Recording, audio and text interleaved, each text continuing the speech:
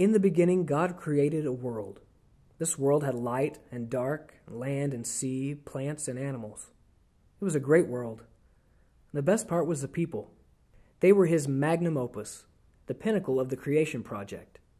Unlike the rest of creation, he made them in his image. They were created to resonate with him, to turn their hearts to his frequency.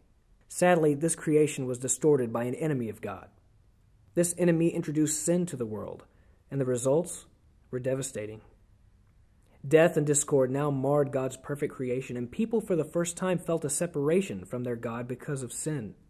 God began working on this problem of sin by singling out a man from the people of the world and asking him to be the father of a new nation. This man was named Abraham, and the nation would be Israel. God blessed Israel so they would in turn bless the world. One of the first obstacles facing this people was slavery. How could they bless the world when they were in chains? God raised up Moses, who led the people out of Egypt in great triumph, and he gave his new people a new law at the foot of a famous mountain called Sinai.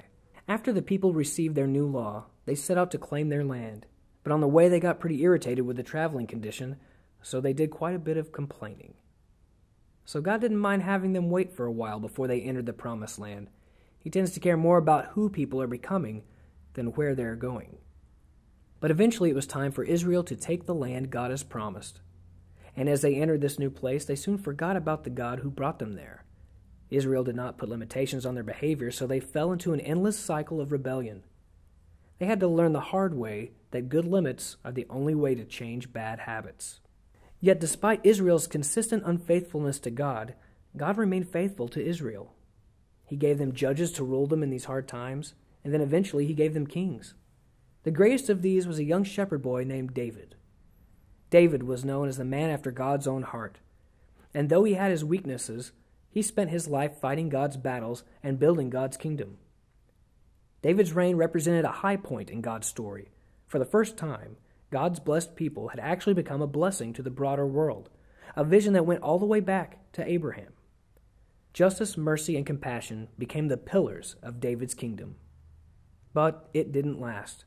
Just a few years later, the great nation of God split apart. Corruption, pride, and envy all played their part in the devastating split. Civil war ravaged the country as Israel to the north and Judah to the south became mortal enemies. So what happens next? What moves will God make to move forward in his plan of redemption and salvation? How will large problems be addressed like sin, death, and rebellion? Will his people ever become who he hoped they would be? We hope you'll join us this year as part 2 of The Story Unfolds.